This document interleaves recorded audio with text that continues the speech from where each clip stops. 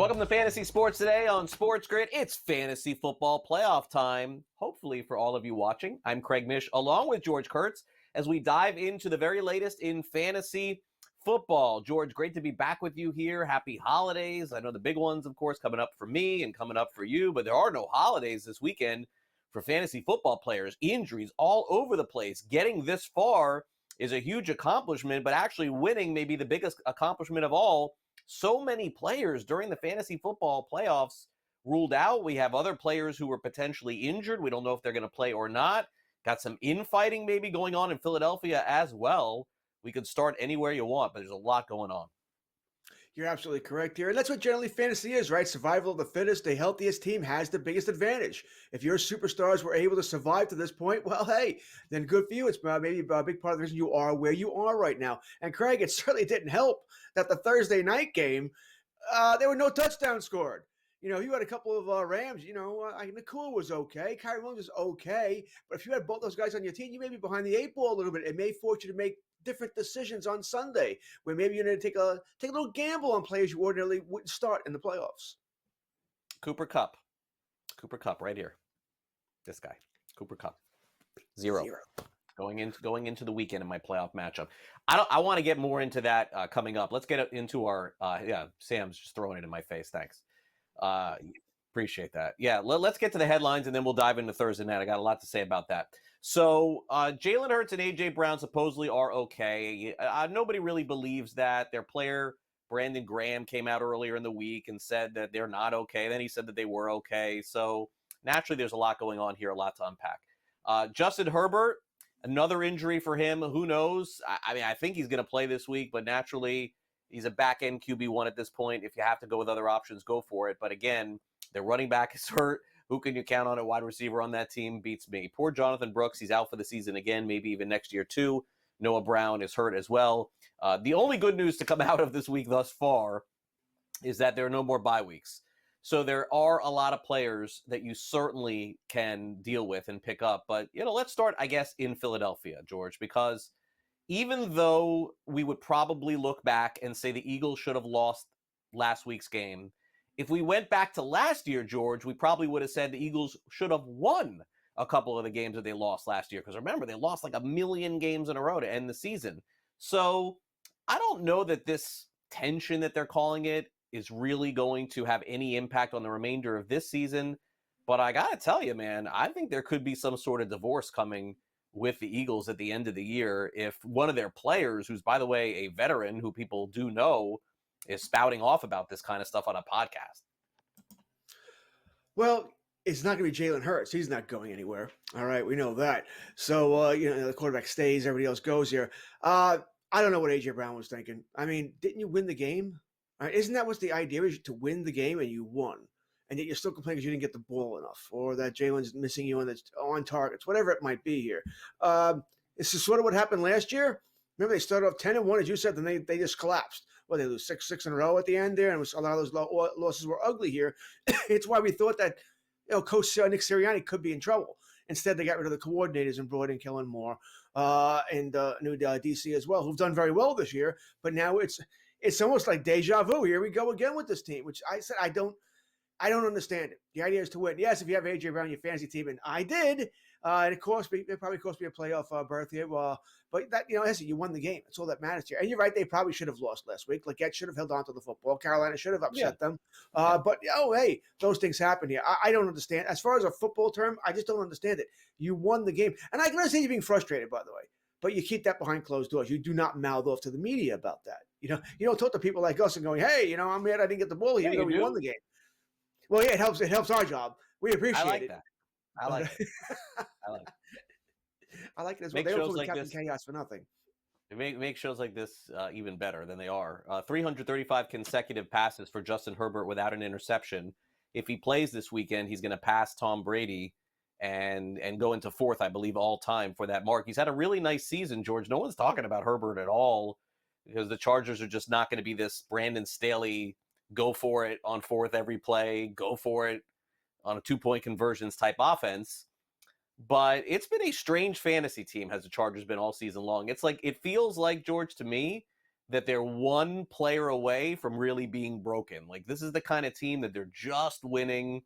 Their defense is now, I mean, obviously their defense is not as good as we thought because they've come back to earth a little bit, but their defense is like bend, don't break, play this slow game. It's not a great recipe for fantasy anymore, George. That's the craziest part about this, is that the Chargers, for how long, with Tomlinson and Michael Turner and Antonio Gates and Keenan Allen and Mike Williams, I mean, they were the best fantasy team around, but they just didn't win games. Now they're like one of the worst fantasy teams around, and they're winning a lot of games. So I guess that's what they want. Well, Harbaugh sort of told us this when he took over the team, right? He wanted to draft the big guys in the trenches here. He wanted to run the football. I think he knew what he had, that he had to keep he couldn't play shootouts, right? Now, in some ways, he's forced to do it. No more J.K. Dobbins. Will Dissly's not going to play. McConkey, he's iffy as well. They've got a lot of problems there now. And once again, injuries are catching up to this team as well. Listen, if you have Herbert, do I want to start him this week? No. I mean, it's a great matchup versus Tampa, right? Their secondary is not very good, but I don't know who's throwing the ball to. And if McConkey is out, I think he's going to play, but I thought that last week as well. But if McConkey's out, then I want nothing to do with Justin Herbert. So it'd be sort of a wait-and-see situation here. But they play better than I thought they would. They're in the playoff contention here. They're not going to catch Kansas City from the division. They never really were here. No. But there's a good chance they'll make a wild card. And I think that's pretty good, by the way. Because I think if you would have told me, I think you would have told Sandy, Charger fans, not San Diego. But if you would have told, I tried not to make that mistake, but it's hard. It's just hard here. You want to talk about a fantasy Chargers team? Go back to Dan Fouts and company there back in the 80s. But if you would have told Charger fans that they were going to be where they are right now this season, year one, Craig, I think they'd be pretty happy here. The future is bright. Harbaugh will make the additions here they need. They need more offensive playmakers here. They need more help on defense. He wasn't going to be able to fix everything in year one. No. It does appear that they've gone in the right direction. My only fear would be for a team like this and a Harbaugh coach team is that teams are very smart, and I wonder what the film study is going to be going into next year on how Harbaugh coaches in the NFL. Remember, he did coach previously. It has been a really long time since he coached in the NFL, so we'll see. Biggest surprise of the week, George. I know this isn't fantasy. I do want to just mention this real quick. We want to get your thoughts on Bill Belichick. You think we've seen the last of Belichick coaching in the NFL? For fantasy purposes, he was an absolute nightmare. So I think that people who play fantasy football are cheering that he's not going to be the coach of the Giants next year or the coach of the Bears or somewhere else. What did you think about that earlier in the week? It's the biggest story of the week, without a doubt. Oh, by far. Surprised. I thought he was using it for noise. I thought it was just noise at first, and then he actually did it. His agent had to check around. I guess he had no chance to be an NFL head coach. Is he blackballed? Does nobody want him? No. I just find that strange that nobody wants Bill Belichick. I know he's 72, but he could turn around and, I mean, listen, I'm the Cowboy fan. I didn't want him. I'm the first person to tell you because I think the game has passed him by a little bit, but he'd fix your defense. I have no doubt he'd fix the defense. And if you hired a good offensive coordinator and didn't want to be GM, I think it could work with Bill. I just don't know if he's willing to do all of that.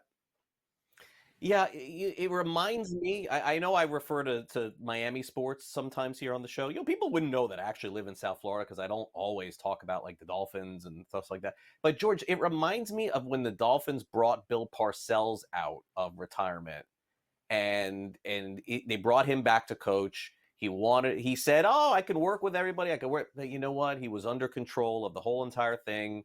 It didn't work out. I wonder if people look at Belichick like that too. Like that was just the perfect situation for him. And I understand Parcells had success in 3 different places: Dallas, the Jets, and the Giants. But I think you look at that situation. It's from the similar coaching tree. I don't think Belichick would have been willing to work with other NFL GMs in the way that maybe they say he would have. I think he has to have total control, and now he has it at the University of North Carolina. We will recap Thursday Night Football. This should be quick. What a horrible game.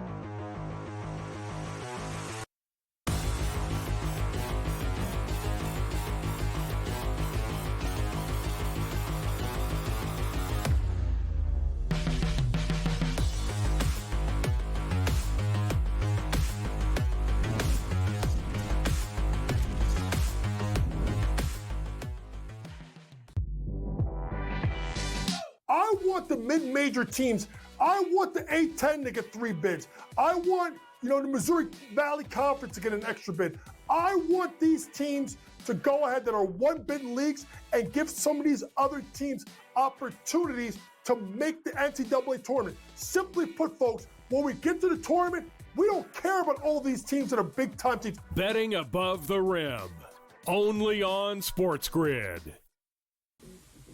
Right here with you on Pro Football Today on SportsGrid. Odds in motion, trying to see what lines have moved throughout the week. Never felt more comfortable in this set than I do for this year. I'm ready. I'm just getting angry. The hot takes are going to be here all long, people. You don't want them to go 13-0 and then lose the first round of the playoffs.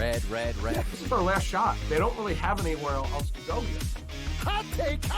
By the time I hit, I guess what, Route 33 up here, that ticket's cashing. Only on SportsGrid.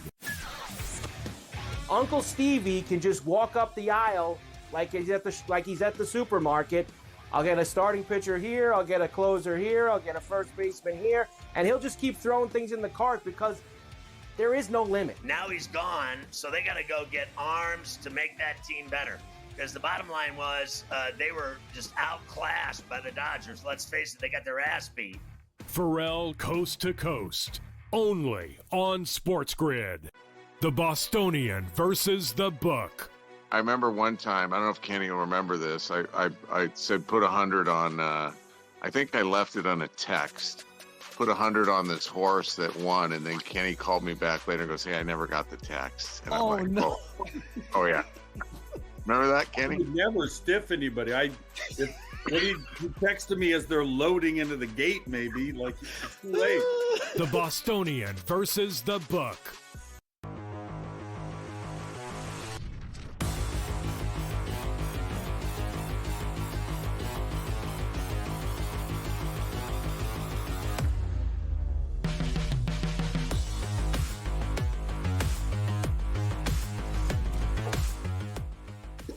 Thursday night football with a total of almost 50 points on the FanDuel Sportsbook between the 49ers and Rams. So it was an all-hands-on-deck game. You don't get that often. We actually have the highest total of the season, by the way, this week, 54.5 with the Bills and Lions. But, George, this game was terrible. 12-6. 12-6, the final. And I'm in the fantasy football playoffs, man. I play in 2 leagues that are important to me, 2 leagues that I pay for, 2 leagues where the payout is good. I'm not talking about like a $200 payout, okay? Nobody cares about that. I'm talking about a good payout. And I drafted Christian McCaffrey. I drafted Breece Hall. I could not afford to go into Sunday with a 0.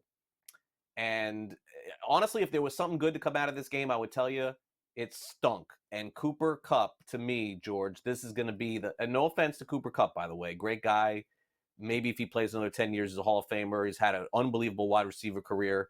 But he has been so far surpassed by Puka Nacua, man. Like, no catches, 3 targets in this game yesterday.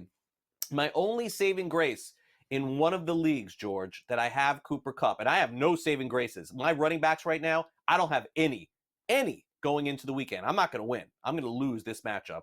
I think I'm starting right now Tank Bigsby and Cam Akers. No, McCormick's on my other team, so I'm in better shape there. So on my other team, I got McCormick. That's true, Sam, and I have Kittle.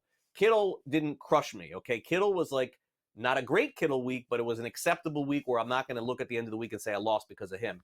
But I'm going to lose this week maybe because of Cooper Kupp. George, he's been great for so long. And again, nothing against the player. But that's it for me with him. He is not the same guy, George, that he was previous to his injuries. There's no question about it. Kupp is the better guy. And I couldn't even get like 1 catch for 5 yards, man. Crushed me last night. Thursday night, excuse me. Hurt me. Yeah, it hurt a lot of people. All right. Probably didn't hurt me as much as it hurt you. I do not have Kupp or Nacua. I do have Kyron Williams in the league. I do have Juwan Jennings, who I thought was going to have a big game, and I started him, and he would have 5 points, so that's going to hurt. I'm going to feel that one. It's a funny thing. At the earlier you were saying, I'm trying to figure out how you drafted Christian McCaffrey and Breece Hall in the league. What do you play, a 4-team league? How does that happen? All right, they're both first-round picks here. Good for you. Although Hall, How does that happen? maybe not good for you, by the way. It was a keeper league. The keeper league I had McCaffrey and Hall. The other league that was a 12-team redraft. My picks were Hall and then back-to-back Deebo Samuel, who, by the way, that's my saving grace. I did not play Deebo Samuel last night. I did not play Deebo. I was like, I've had enough. Not doing it. I'm playing Jameson Williams. This guy's been a lot more consistent. He's in a good matchup. I made the right call there. But that's that league. But Breece Hall, again, we're digressing here. I'm just so angry, man. Like, I mean, I made it this far with all of these injuries and everything happening and coming on this show and just keep talking about running backs that I'm picking up. And I was feeling like, okay, like Tank Bigsby looked pretty good. Picked him up 3 weeks ago. I'm just going to stash this guy. Hope something happens. He looked good last week. Now I'm going to play him with Breece Hall. And as we're doing the show right now, it does not appear Breece Hall is going to play this week. So I know I'm off on a tangent here, but I'm sort of crushed. It's crushing, George, to get a 0 going into the weekend with one of your top 4 players. Oh, absolutely. I think you're pretty much speaking for every fantasy player who got screwed Thursday night, right? Everyone. And like I said, a lot of us did in one way or another. And if you played Deebo, by the way, now I don't have any fantasy leagues, but I did as far as prop betting. I bet his touchdown. That ball he dropped. I think it was the second pass he dropped. That would have been a touchdown. All right, he had that great slant. He was going in the end zone there, so that was frustrating as well. You lost. That was probably a 10-point play. So a lot of frustration. The weather had something to do with it, sure. Purdy and Stafford, they both. Stafford was great at throwing the ball to the 49ers secondary the first couple of drives. They just couldn't catch the ball either. So a frustrating game Thursday. I guess the good news is there are no buys. We can try and make up for it. And Craig, if I was going, I already started. I was going to make up though. But if I was going to have a 0 from somebody, I'd rather have it on a Thursday. So now I know, hey, I'm scarred. I got to try and make up for this on Sunday and Monday night. Maybe you do take chances on a player. All right, okay, I was going to be safe, take the safe play here and make sure I get 8 to 12 points. Or maybe you got to take a little gamble here on a guy who might get you 6 points, but also might get you 16, 18 points. So that's the way, as a bright side, I would look at it. Don't get me wrong. If I had Cup last night, I'd be throwing things against the wall right now, all upset, saying a lot of 4-letter words, hoping my kids weren't around. Yeah, my kid was the one saying the 4-letter word. No, I'm just kidding. That's a good one, though. Good comeback. Kyron Williams, 108 yards. He survived Thursday Night Football. He's really the only. I mean, the Kua's game was okay. 16 points. Can't complain there. 17 points. Kyron Williams had 10, 12 points, 13 points. And Puka Nacua had about 16, 17 points. For San Francisco, I think that the disappointment there, George, was Isaac Guerrero. I think Guerrero ended up getting about 9 or 10 points in fantasy. I think pretty much everybody started him because he said that he was going to play before the game. And I mean, it seems to me that there's a chance that this guy can still put up good fantasy points, but I can't put him in the same, and for good reason. He's a third string guy. I cannot put him in the same category as Mason and McCaffrey. I don't think he's as talented as those. And I think that showed, especially in the first half last night. Oh, I think that's fair, right? Third string running back. Of course, he's not as talented as those, or else he'd been starting certainly over Mason here. I think you started Guerrero last night. You took a risk. I know he said he was going to start, but I wouldn't have trusted him. I know R. Margazino posted on X last night about starting. I think it was Guerrero, London. I think I forget who. Rashad White, right? And unfortunately, he did it after the game started here. But I said I wouldn't have started Guerrero, because I would have rather have London and Rashad White, 2 guys who I know are going to play, rather than somebody who was iffy, the ankle could have acted up. He hasn't finished the game. He would have been an easy sit for me. So whether or not I would have started Guerrero last night, if I had him, or at least if I had him in a league that I'm still alive in, would have depended on what my other options were. Yeah, Brock Purdy also last night. Boy, you ask anybody in this industry about Brock Purdy last night, he was going to have a monster game in line for Brock Purdy. Yeah, he was more like Monsters, Inc. 142 passing yards and an interception. And the only bad news the other bad news for me coming into this thing, George, is that I have so many players that I didn't play on these 2 teams last night that I can't cut them for anybody this week. I probably didn't think that through correctly. I have Purdy on the bench, Corum on the bench, this Taylor who didn't do a damn thing, no points. I have him on the bench too. We'll be back, I think.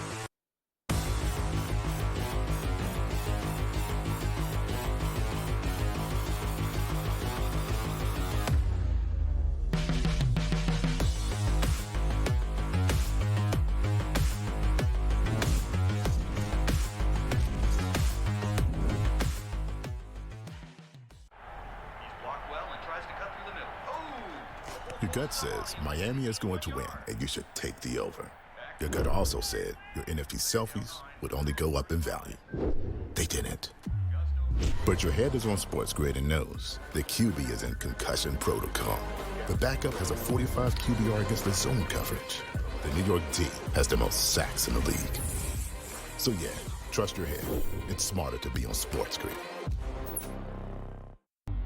The two guys that can do it all. Too much electricity this morning. This is a good time. We're having a lot of fun. I had to do a triple take. Ka-ching! Why? Because of parity. I didn't mean to offend. Yeah, it's not going to happen. Load management is a dirty word. Let him rip. You know what? Circumstances provide the results. What? How do you do this once? Oh, Donnie, you got such a good show there. A network that is booming.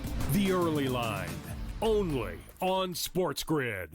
The sharpest football contest show in the land, the Las Vegas Football Contest Show, focuses on Circus Sports Million, Circus Survivor, and the Westgate Super Contest, handicapping the games and releasing our contest picks every week of the season. With two former Super Contest winners, Brady Cannon and James Salinas, a former NFL player, Mike Pritchard, and over $1 million in contest prize money won combined, the Las Vegas Football Contest Show will have you prepared this season like none other. I'm actually not even on a side today. Yeah. And I'll get to that. Why are you on Texas? I gave them a chance. Maybe not me as the overwhelming authority in college football, but entering that game on this set to you guys, I said there was one elite defense entering the matchup in Austin back to end out October. It's not the Bulldogs like it used to be. It is Texas. College football today, only on SportsGrid.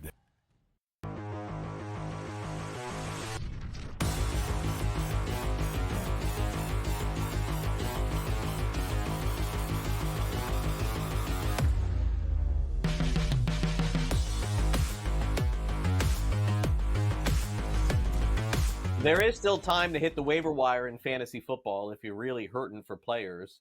Some players, I think, are probably very much available in your league, and others, these percentages are going to go up throughout the week and the weekend. And let's get started, George, with the player that I saw score a touchdown in person last week in the NFL. That's Isaiah Davis. I know a lot of Jets fans were really surprised how much playing time he got. And I guess because of the fact that Braylon Allen, as the handcuff to Breece Hall, has looked so good when he has played, but as the starting role, George, he just didn't have the juice. I don't know why. Maybe it's just a one-game thing. I'm not sure. I wonder your opinion on this, why Isaiah Davis looked so much better than Braylon Allen did. In fact, he was picked up in a couple of my leagues just before the game when it was declared that Allen was out, and I wonder if this is now a 50-50 split moving forward with Davis and with Braylon Allen. Agreed, and they have a great matchup this week, by the way, versus the Jacksonville Jaguars. I know I claimed them in two leagues, but I did blocker claims. What I mean by is I'm not starting him. I have good running backs. You know, one thing I got Bijan Robinson, Barkley. There's no chance he's going here, but I want to make sure no one else is getting him either. So I was ahead in the claim order, so I took him. I didn't need anybody else. Once again, playing a little defensive there, but hey, that's how you win the league, right? That's how you win the game. Look at what your opponents need and try and block them for getting the players they need here. I think he's at least a 50-50 split. I still think if they get the ball on the goal line, it would be Braylon Allen. So if you look at the touchdown guy, it should still be Allen here. But Davis got the score last week. I think the Jets are going to score some points this week against Jacksonville. This is not a good team. Listen, the Jets aren't a good team either, but they have an offense. Mac Jones and the Jaguars do not. All right, Evan Engram, we found out yesterday, he's out for the season with the torn labrum, right? So it's only getting worse and worse here. I can't believe I'm saying this, but I like the entire Jets team. I like Aaron Rodgers. I like Devontae Adams, Garrett Wilson, Isaiah Davis, Braylon Allen. I think if you have a Jet and you're not starting him, cut him and get somebody else this week. Yeah, I mean, Devontae Adams looked really good last week for the first time on the Jets, like exceptionally good, catching everything, being targeted a lot. All right, so one of the other debates I have to figure out this week is to throw Zay Flowers back in my lineup over Jacoby Myers. That's one of the debates I'm having internally, and I think this is going to answer my question. Desmond Ridder is going to start for the Las Vegas Raiders, George. Ridder has 239 passing yards, 1 touchdown. I don't know, man. Like, I got a lot of confidence when Gardner Minshew is going to play that he's going to give me some fantasy points. Not that he's going to be great. Aiden O'Connell, actually, I think is going to be a backup for a long time in the NFL. Like, not terrible. I think Aiden O'Connell is going to survive. I don't know what to think of Desmond Ridder. He's 2% owned in fantasy. He's only going to be started for you in 2 quarterback leagues that are really deep. I'm going to pass here, man. I don't know. I don't like it. Oh, God, no. And this is against, they're playing an Atlanta team Monday night that can't cover anybody. All right, Sam, you and I could be running routes and we'd get open against them, but I don't know if Desmond Ridder could hit anybody. It is, I guess, a revenge game for him. You can look at it that way, but no, I'm not looking forward to starting any Raiders player other than Bowers. McCormick, all right, once again, running back, got a lot of juice last week, a lot of touches, fine, but the passing game is going to be a problem. I mean, Myers is probably going to go for a lot of teams here, but I'm not dying to do it. I don't like Ridder. He was terrible at Atlanta last year. I mean, awful. Yeah. He had all those weapons, Fumbling. better receivers, and couldn't get anything done. Fumbling. Yeah. Right. So no, I'm going to pass. Yeah. Atlanta gets right this week, Monday night. Devon Vele, a player unowned for the majority of the season, now up to 27%. He's got 45 targets, 33 receptions, 377 yards, and a touchdown. Feels like, George, on a week with buys, you pick him up and play him, but I'm going to say probably not this week. I think you got better options. If you need Vele this week, I mean, I don't know what to tell you, boys and girls. All right, and I said no buys. All right, when I said you may need to take chances if you had Cooper Kupp, I did not mean Vele. Okay, I meant the player's still better than him. No, you're not starting Vele this week. Now, we clowned so much last week talking about Sincere McCormick that if we actually had to play this guy, it would be a disaster. And now we're not only talking about playing him, but he's the hottest pickup off the waiver wire this week. 175 yards, folks. This is only in like 2 games. Amir Abdullah's an afterthought. I know Alexander Madison is back, I think, this week, but I don't know. I think McCormick is a must start in fantasy. I don't know about must start. Once again, no buys. You might have 2 better backs, but I joked with Craig, and actually I wasn't joking. I texted Craig, I think Sunday morning. You did? Yeah, I claimed him, and I started him. I had to. Because Kenneth Walker was out, and that screwed me. I didn't have anybody else because I had Brian Robinson. So I took him. I'll take my 10 points he had last week. I was thrilled with that. Give me double digits. Could have got to the end zone. Would have had me 16. We're both off the wall with that. It would have been great here. So yes, McCormick's a pickup, and you can start him this week. Yeah, and again, the Raiders could lose this week, too. I won't anticipate them being down like 3 touchdowns for the majority of the game. Could be a bigger game for McCormick this week than last week. Oh, our regrets in fantasy. George and I are going to have those next.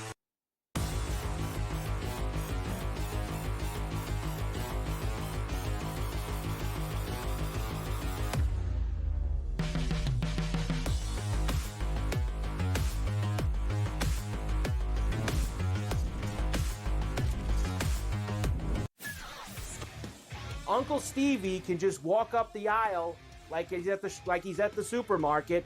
I'll get a starting pitcher here, I'll get a closer here, I'll get a first baseman here, and he'll just keep throwing things in the cart because there is no limit. Now he's gone, so they got to go get arms to make that team better. Because the bottom line was they were just outclassed by the Dodgers. Let's face it, they got their ass beat. Pharrell Coast to Coast, only on SportsGrid. I want the mid-major teams. I want the A-10 to get 3 bids. I want, the Missouri Valley Conference to get an extra bid.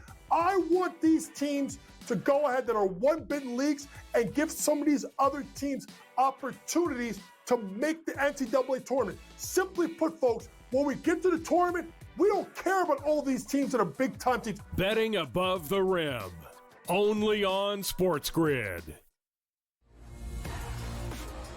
How do you find some of this great talent that you've brought in, who are still early in their career, might not have a ton of tape on them yet? I've been around this business, man, for almost 20 years. So a lot of these guys will tell you that I popped into a lot of gyms, sparred, or just worked on the side, or, kind of worked out, just watching.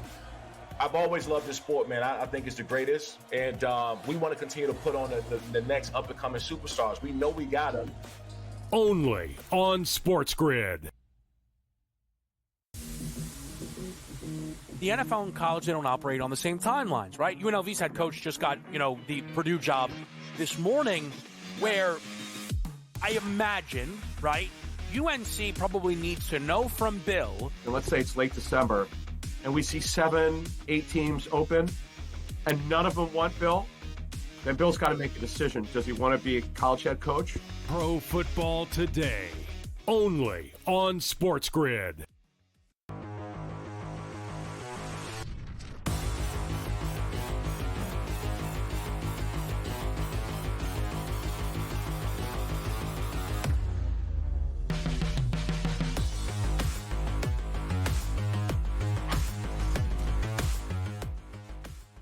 Welcome back to Fantasy Sports today. It was a season of fun for me. You know, Sam, our producer, texted me earlier in the week. We're going to go over some of the biggest mistakes we made in fantasy. And I did make some mistakes. But my 2024 was good. I got to the playoffs in 2 big leagues of mine. I'm probably going to get knocked out in both. But that's really all I can ask for as far as like paying for the league with finishing 4th or finishing 3rd and being a little bit in the money. That doesn't mean that I didn't make mistakes, though. So we're going to go over a few of them.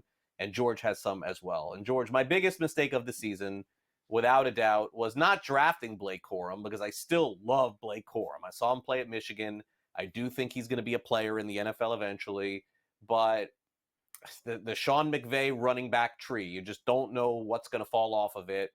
And Blake Corum never did, man. And if you watch that Thursday night game, you see why. He dropped the ball out of the backfield. George, the only way Blake Corum is going to be good in the NFL is if some team, I think, takes him away from the Rams and makes him a starting quarterback, a running back. He's not going to be great as a backup. He's not playing enough. I rostered him the entire season waiting for something, and it never happened, and I'm going to end up not playing him and holding him for 15 weeks. I mean, that's a pretty epic mistake there. That you held him this long. Not that you drafted him, that you held him this long. Yeah, I think we talked about dropping him a month ago, maybe 6 weeks ago. It was time to move on from him. Listen, we've all had things we regret, right? Players that we, I guess, live and die with, and Corum is yours. Right? You're afraid that as soon as you release him, he's going to be that guy. I was afraid. Right. I think we all have that. We all have that guy that's been on our roster. Like, why is this guy still on my freaking roster? All right, then you can't move on from him. I guess you didn't have a big enough need. And that's what it comes down to. You didn't have a big enough need to release him here. I don't think I drafted Corum anywhere, or if I did, I moved on a long time ago. It's probably a play I moved on from the first bye week when I needed to replace the person. I'll give you one regret that I didn't even put on the list that I sent in, but I thought about it after. I don't know if you remember. I was touting Tyreek Hill as the number 1 overall pick. You know, I was touting him a lot. You weren't like super hard on that one, though. I like, we're going to go over some of your things where I remember the conversations. That one, you said that's what you would do, but you could understand if somebody I did took my McCaffrey. home league. Yeah, I know, and I know you did, but I'm not. But again, so what? You would have had McCaffrey, congrats, or Breece Hall, congrats. Like, I mean, I don't know that. I understand that is regret, but it wasn't something that you were like banging the drum on like Dalton Schultz, like that. Like, obviously, you know, people will remember you from that season. Like, this is the week for Dalton Schultz, says George Kurtz. Like, it never worked out. Okay, so I made a trade in fantasy. I gave up a 3rd round rookie pick for the future for Devin Singletary, and this was just before this Tyrone Tracy got hot. Tracy, George, when I made this trade, really wasn't playing at all. So for somebody going, oh my gosh, how did you do this? Like, didn't you know he was in a timeshare at the very least with Tracy? This goes back, and then all of a sudden, George, Tracy came on, and Singletary was an afterthought. Devin Singletary, who had a great career at FAU, and I was a big fan of his, of course, playing for Buffalo. He's been around the league. I think that he'll be a backup in the NFL somewhere. He's going to have a hard time making a roster next year. I think his days of starting are over, unless there's an injury to the starter above him. Because I don't think he was going to sign him as a starting running back. I wouldn't expect that anyway. I think with Singletary, my only issue here would have been, well, he was on a giant offense. You know, what were you expecting? Right, that sort of thing. I mean, Tyrone Tracy, I guess Tracy can sort of bring it. He's his own blocker. That sort of helps. They have no offensive line here, but I didn't trust Joe. I didn't trust anything about the Giants. The only Giant player I have on, I guess, multiple rosters would be Neighbors, and even that's not working out now, right? Because they can't throw the ball. They just can't throw the ball here, and it's a sort of a small nightmare with the Giants. I have Neighbors, and I'm not starting him. I have 2. He's on 2 teams that are in the playoffs, and I can't start him this week. Right, Tommy DeVito, yeah, no, thank you. Yeah. Deebo Samuel, that was my last biggest mistake of the season. And, you know, it's funny that I talk to people about this. They're like, what do you mean? You didn't make a mistake. The 49ers did. They gave him all that money after that 1 year where I was all over Deebo that year. It was the fantasy football MVP. I drafted him, I think, 6th round. He was, I think, graded the number 1 wide receiver in all of fantasy football. And George, they talked about it a little bit in the pregame last night. Deebo Samuel probably going to be on another team next year, right? Like, I don't think that they could pay him this salary. I think that his time is done. And he's also one of those players that I wonder, by the way, just wonder, that if Kyle Shanahan is even interested in like getting him the ball more, like squeaky wheel, we heard that, didn't work out. 49ers probably looking at players for next year. I'm not even sure that you're going to see a lot from him the last few games of the season. I 1,000% agree with you. I think he's on another team next year. Not just for what the fact that he has not played very well, but also because they got to save money somewhere. They got other guys they have to sign here, and they got Hargrave. They redid his contract. They want to get Trent Williams back, which they probably do, even though he's been hurt a lot the second half here. And of course, Brock Purdy has to be signed. And no matter how poorly he's played of late, there are a lot of people think he's going to get more than Dak. Right? That's just the way quarterbacks go. He's the next quarterback to go up, so he's going to get $65 million a year. Dak got 60. So once again, they're going to be players they have to let go here. You drafted Pearsall, right? You know, you have Ayuk. I mean, he's going to come back from the injury here, but I think Debo is, I think he's playing for another team next year. I also wonder this, by the way. This is buyer beware on Debo. I wonder if he's getting old quick. You know, if he's just not that guy anymore. If you're the number one wide receiver out of Debo, I just don't think he's that guy. Yep, agreed. All right, what is one of your big regrets, George? Stroud? I think I start realizing. Oh, I have lots of regrets. Sort of like doing this show today. I think one of the biggest regrets for me is going to start realizing in fantasy, it's time. I want the Josh Allen, the Lamar Jacksons, the Jalen Hurts of the world. I got to draft quarterbacks earlier in drafts. I always like to wait. Wait till round 7, right? Because quarterbacks are deep enough. I'll take I'll take whatever Dak Prescott's of the world, Tours of the world. They'll do good enough here. They will. But those running quarterbacks that you passed on earlier, like I said, Allen, all these rushing touchdowns, Jalen Hurts, all this tush push and all this other stuff here. And, of course, Lamar Jackson. I think quarterbacks, it's just a different game nowadays. Yeah, it's not like it was. I'm going to have to start biting the bullet, maybe taking that quarterback at the end of round 2, round 3. Now, tight ends was something we talked about a lot here on the show at the beginning of the season. And as it turned out, George, this was not the tight end great season breakout that we were hoping for. Brock Bowers was by far and away the best tight end. George Kittle as well.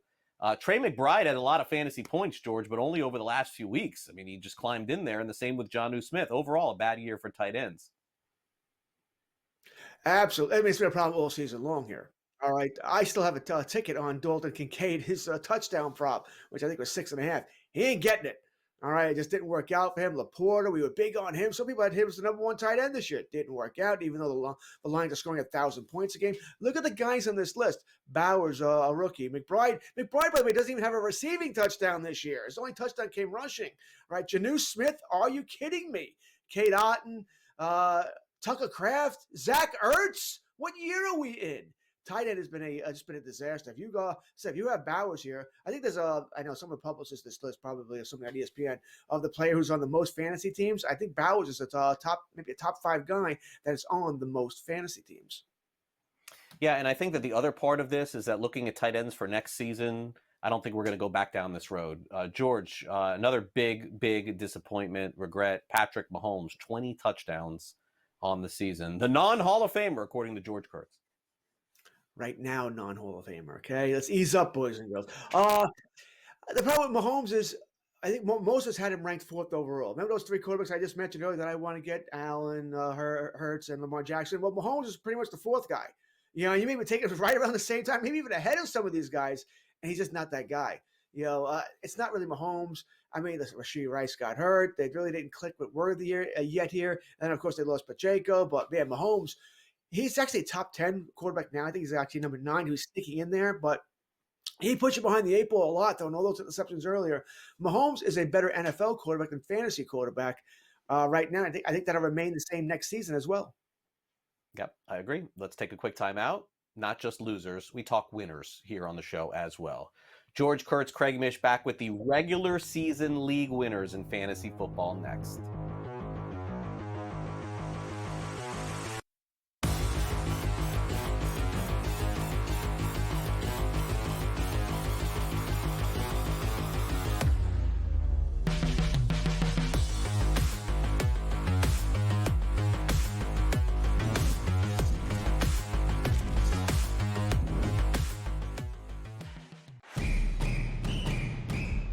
I'm actually not even on a side today. Yeah.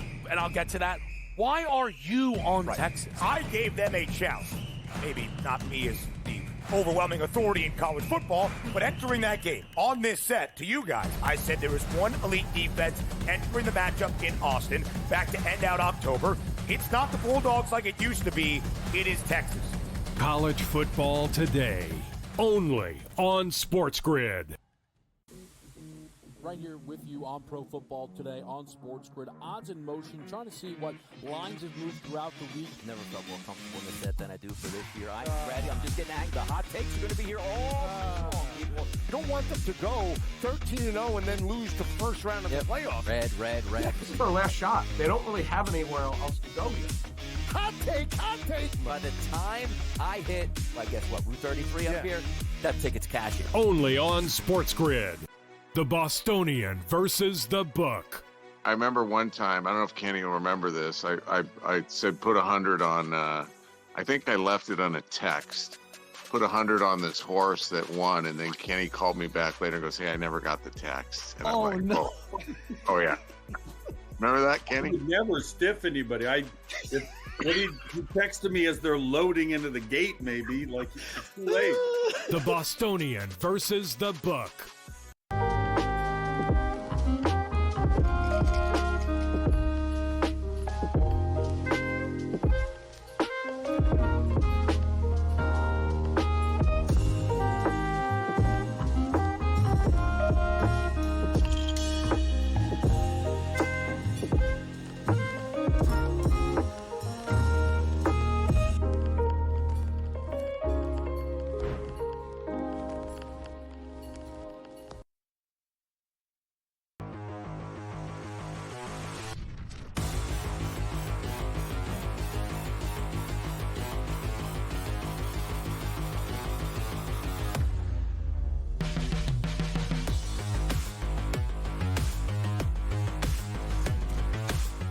Where's that Billy Volek league winner in fantasy football this year? Was there one, George? I mean, there was a lot of like really good players who were good before the year that we thought were going to be good, and they were. But was there that Puka Nacua? Like, I don't know. Like, I don't really think so this year. It was more or less a lot of the players that were drafted. I guess if there was one above all, I'm going to go out of order here, Sam, just for a minute for the sake of making my point here. I guess if there was a true league winner, like the player, like what I consider a league winner, George, is someone that didn't go in the first couple rounds, maybe was a little bit later, that people weren't as high on as some others, and they ended up being the best. And even this player, by the way, was still taken relatively high in fantasy. But I personally think if there was one above all, it would be Saquon Barkley. I think to me, that was the guy. You know, still a good player on Philadelphia, but again, he lost a lot of luster from being on the Giants for so long. I mean, this guy's going to rush for like 2,000 yards, you know? Like, to me, he was the most, like, the fantasy MVP, I think, based on his draft position and based on the output. And we'll go through everyone else, too, but I think to me, maybe you'll tell me if I missed anybody. I think he was the most valuable based on where he was picked. Fair? The problem is he was drafted in the first round, second round at worst. I got him. I know I got him in a couple of leagues where I took him. Not 1 or 2 or 10. He was like back end. Was he drafted top 5, top 6? I don't know if I say top 5, top 6. I think he's more back end of the first round, more maybe in that 10 to 14 range. He was heavily because we thought he could. We thought maybe they wouldn't do a tush pusher as much with him. We knew he was good. Eagles were good and all that. The only running back who I think was drafted definitely above him was Christian McCaffrey. Then it became, okay, do you want Hall? Do you want Bijan Robinson? Do you want Barkley? You know, sort of what order are we going in here? You know, he threw in a bunch of receivers that went first. So I'm probably not giving him fantasy MVP for that reason. He just went too early. He outperformed what we thought. There's no way anybody saw this coming. All right, but I don't know if I'd give him fantasy MVP. That being said, there's no obvious choice here. There's no guy. You said there's no Puka Nacua here. I'm going through all the fantasy numbers here. There are guys who had seeds that we didn't expect here. You mean Drake London for Atlanta, although that's calmed down of late here. And Derrick Henry would have to be mentioned here, though he was that second, third round pick. Joe Pisapia does a show tomorrow. He was big on Derrick Henry there. Kamara's had a nice rebound year. Same thing with Josh Jacobs. There's nobody that truly stands out here. So that's going to be an issue when we think about who should be fantasy MVP. All right, what about Josh Allen? All this guy does is like 6 touchdowns a game. People are yelling at our screen right now, George. They're like, these idiots didn't say Josh Allen. You kidding me? 32 touchdowns, 5 interceptions. I mean, the thing is, George, he was great. Now let's take a look at Lamar Jackson. Take a look. Let's go. Next slide, Sam. I mean, the same guy. Okay? So that's why Josh Allen is not the MVP. In a one quarterback, he's the MVP of the NFL, Sam. Stop. What I'm saying is, in fantasy football, you can draft players like Lamar Jackson, who is going to end up giving you, I'm looking at the stats here. If Sam did them right, Lamar Jackson was better than Josh Allen this year. Okay, number one. Number two, these two guys, Josh Allen and Lamar Jackson, are a cut above the rest. But the next cut was like 75% of those guys. The cut below Saquon Barkley is like 80% down from that. And so to me, that's how it factored. Now, in a 2-quarterback league, boy, to have Josh Allen, you probably won your league. I get that. I understand. But in a 1-quarterback league, like there were a lot of other really good quarterbacks. I mean, Jameis Winston had a game where he threw like 500 yards too. Takes nothing away from them. I just don't think that they're league winners. I think that they helped you win. I think you had to do good in other places too. If you're talking about quarterbacks, I'll give you the league winner, the fantasy MVP for quarterbacks. And it's not Lamar Jackson. It's not Josh Allen. It's not Jalen Hurts. They were all great, by the way. All great. All right. But if you talk about quarterbacks, depending on when you were able to start, when you were able to pick him up, it's Baker Mayfield. Mayfield's not that far behind these guys. All right. His numbers are out of this world nuts. We didn't see this coming, even though he had great wide receivers. And once Chris Godwin got him, we probably thought, okay, that's the end of Baker. Not so. I'm looking at my home league here. Baker Mayfield's 4th at quarterbacks. He's got more points than Hurts. Barely, but he has more points than Hurts. All right. He's just behind Allen and Burrow and Lamar Jackson. Then he's not going to catch any of these guys, I don't think, but he's been that good. And remember, he wasn't drafted, or probably wasn't drafted. So I think Baker Mayfield, I was going to go quarterbacks. He might be that fantasy MVP because somebody, an undrafted guy, if you're able to start him and trust him early enough, that you got for free, and he's led you to where you are now. So just outside the first round, Sam says he was RB6 was Barkley. So yeah, I think that it's a combination of me being a little wrong and you being a little wrong. It sounds like here, like he was a little bit later than you thought and way earlier than. I know where I drafted him. Where'd you draft him? In my home league, I mean, it is a keeper league, so keep that in mind. Although we keep. You just said I know where I drafted him, and now you can't. You have to look. I'm not looking. I'm explaining. It's a keeper league here. Trying to be honest with people. I got in the first round. 110. Where? We know. 110. First round. 110. That's what I was looking for. It really took 30 seconds to get to that point. Okay, let's talk about some of the other running backs who helped you win your league. Josh Jacobs, 7 touchdowns, over 1,000 yards. Had a really nice season. Again, 3 touchdowns in one game. Let's not, this is like the Kittle of last year, Josh Jacobs. He had 2 really good games. Joe Mixon had 12 touchdowns on the season. He was absolute star in the first half of the year. Also 53 receptions, 244 yards. Bijan Robinson, another good example of a player who finally came into his own. He had 9 touchdowns on the season. He had 977 rushing yards. His season, again, not over. And then if there was a fantasy MVP, George, at the wide receiver position, well, that's an easy one. I mean, that's why I'm in one of my playoffs. I mean, Jamar Chase, 15 touchdowns on the year, 93 receptions. Pay this man already. I didn't draft him because I was afraid he might hold out. Damn. You want to talk about a regret? That's a regret, by the way. I could have had him in at least a league or 2. And I didn't. Same thing, I didn't get Burrow. I only got Burrow in 1 league because I was afraid he might hold out. I was big on Higgins, and that didn't work out either, right? Because he got hurt a lot. But yeah, Jamar Chase is going to get a massive contract. He'll beat Justin Jefferson. He's just been utterly fantastic. Cincinnati screwed themselves, right? You waited this long, and he's just going to pay him more and more and more money. That's all it's going to get. What does Jefferson get? $35 million. Chase, I imagine even Chase and Micah Parsons will be that first player, non-quarterback, to make $40 million a year. And the tight end fantasy MVP was Brock Bowers, 87 receptions, 993 yards. He had 4 touchdowns, and his targets were incredible. He had 118. George, maybe we should learn our lesson with Raiders tight ends. A couple of years ago, who was the fantasy football MVP? not a couple, 3-4 years ago. Darren Waller. Remember that guy? Remember how good Darren Waller was with the Raiders? I remember I bought into him when he went to the Giants. Thank you. That didn't work out very well. Stunk with the Giants. Bowers drafted as tight end 11. Wow, that worked out. He could, he might be your fantasy MVP. He's had a great season. I mean, not the points of some of the other guys, but you got him for free. Once again, you got at the end of your draft.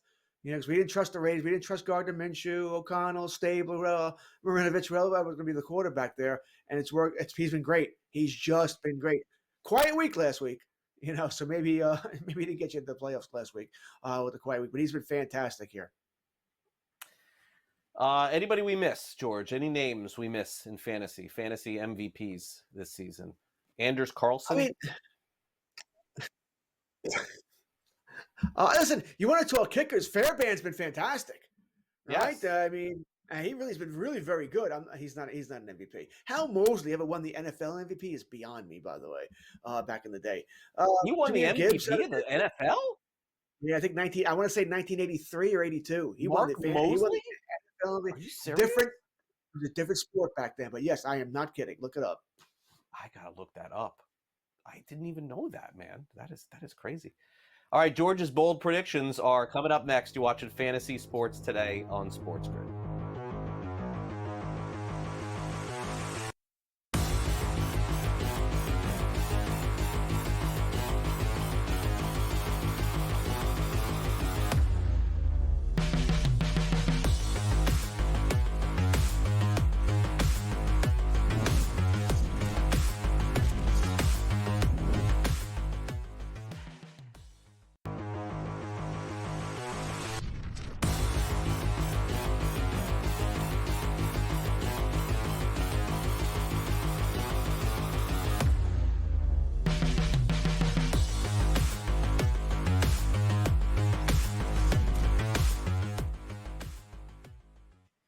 Welcome back, Fantasy Sports Today. He's Craig Mish. I'm George Kurtz. It's time for bold predictions here. And I believe my bold predictions were actually pretty good last week.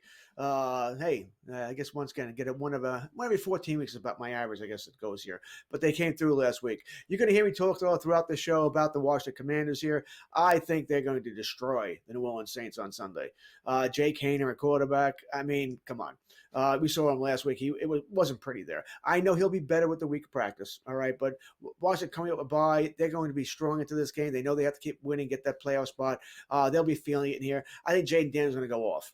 All right, I think he's going to get over 300 all-purpose yards. Maybe throw for 260, run for 40-plus here, 3 total touchdowns. I think he's going to throw for 2 and run 1 in himself here. I think Jade's going to have a big game, be a top-5 quarterback this week. And if he's not a top-5 quarterback, it's only because there are a lot of quarterbacks this week that I think are going to go off-the-wall bananas this week. Another one, Lamar Jackson. Once again, coming off a bye, you're playing the New York Giants. You talk about the gift that keeps on giving here. This Giants defense has actually been okay this year. It hasn't been terrible, but the offense has been terrible. So they're not going to stay on the field here. It's going to give Lamar choices over and over and over in this game. Once again, sort of like I just said for Jaden Daniels, he's going to get over 300 all-purpose yards here, 3 total touchdowns here. And my only worry, by the way, for Daniels and Lamar Jackson is that these games get so out of hand. By halftime, it's 27-3, 28-3, whatever it might be, that in the second half, they don't need to do as much. All right. And they're not running. They're not really throwing. They're just trying to end the game, which we see, especially now late in the season. Neither one of these are rivalry games, right? Baltimore's not a rival with the Giants here. Washington's not a rival with the New Orleans where they want to blow them halfway to hell. They're just going to want to get the game over with and go on to Week 16. That's my only worry in these games. Other than that, I think, once again, both quarterbacks go just completely bananas. Number 3, Chuba Hubbard, Carolina Panthers. We all know by now the Dallas Cowboys can't stop the run, right? They can't stop the run. Haven't been able to do it all season long. They may have been a little better of late, but it's not like all of a sudden they're a steel curtain of the Steelers of the 70s where nobody can run against them here. I think Hubbard's going to go off here, 100-plus yards here, at least 2 touchdowns in this game. Carolina, their offense has been good. Not great, but good. Like I said, they should have beat Philadelphia last week. Leggett has to hold on to that football. You can't drop that ball. So I think Hubbard's going to have a nice game against the Cowboys in a game that I think Carolina's favored by 2.5. And I think Carolina wins the game. I do in Carolina. If it was in Dallas, I'd probably like the Cowboys. In Carolina, I'll like the Carolina Panthers coming off. The Cowboys coming off a short week. Played at home Monday night. Lost to the Bengals. Next, Aaron Rodgers. Now, I think I've had him on this list a couple of times this season, and I haven't hit yet. So we're going back to the well here. He had his first, 300-yard passing game in, I don't know, a couple of years, 600 and something days, whatever it was, last week. I think he gets it again. All right. Jaguars, not a very good pass defense. Rodgers and Devontae Adams looked the best they have looked all year last week. They were connecting. I think that continues this week. Garrett Wilson, yeah, I know Rodgers missed him wide open in the end zone. I have Wilson in a home league. That was a crusher for me. So disappointing, but I think Wilson's going to have a big game as well. Breece Hall not starting. I don't think he's going to start. It's a little concerning, but I'm not like, oh my God. I think Isaiah Davis and Braylon Allen will keep the Jaguars in check. So he'll have to respect the run here. And Rodgers has a big game. I'm going to get it right this week with Aaron Rodgers. He'll have over 300 yards and 3 touchdowns. I put this one more as a talking piece here. Trey McBride, for as good a season as he's having, and he's having a really good season, does not have a receiving touchdown. It's just strange. All right, I don't know if Kyler Murray seems to have problems in the red zone, by the way. You watched the last couple of weeks. He's not seeing open receivers in the red zone here. But he's not. I don't know if he just doesn't look for him in the red zone, or if McBride's just not good in the red zone, whatever it might be. But his only touchdown this season has come running the football. I think Arizona takes care of business this week. They know they have to. You lose this game, your playoff hopes are over. They may be over anyway. You can't lose to Seattle twice there. But I think they take care of that. I think McBride gets a touchdown this week. That's a guess. I'm going to give you a little bonus bowl prediction here. We've given a lot of flack. I was going to use a different term here, but a lot of flack to Kirk Cousins of the Atlanta Falcons. He's been terrible of late, right? He's been absolutely awful of late. He's done, 8 interceptions before his last, no touchdowns in his last 4 games. That's terrible. He gets it right Monday night against the Raiders here, against the former starting quarterback in Desmond Ridder. He'll find Drake London in the end zone, right? He's going to find Darnell Mooney. He's going to throw 2 touchdowns and 300 yards. It is the Raiders, after all, not a very good team. So once again, Kirk Cousins, another bold prediction. He figures it out here. So once again, stay with us. Fantasy Sports Today, Craig Mish, George Kurtz. We'll be talking DFS Week 15 breakdown after this. We got the Sunday Fantasy Preview, the NFC odds outlook here, who's going to the Super Bowl, who's going to win the NFC, and buy or sell. And not to mention, in the last 10 minutes, we have our little complaint segment here. I'm George Kurtz. He's Craig Mish. We're back after this Fantasy Sports Today.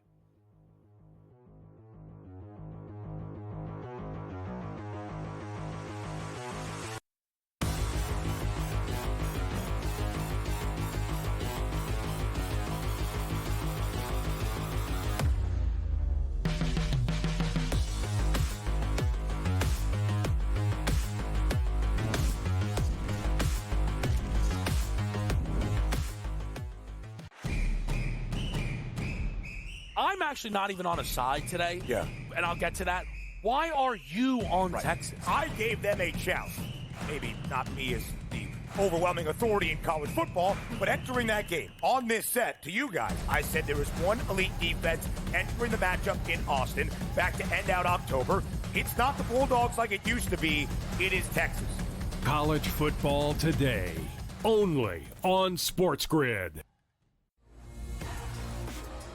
How do you find some of this great talent that you've brought in, who are still early in their career, might not have a ton of tape on them yet? I've been around this business, man, for almost 20 years. So a lot of these guys will tell you that I popped into a lot of gyms, sparred or just worked on the side or, kind of worked out, just watching.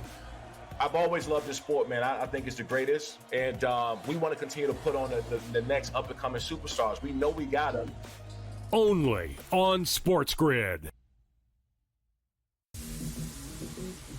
The NFL and college, they don't operate on the same timelines, right? UNLV's head coach just got, the Purdue job this morning, where I imagine, right, UNC probably needs to know from Bill. And let's say it's late December, and we see 7, 8 teams open, and none of them want Bill.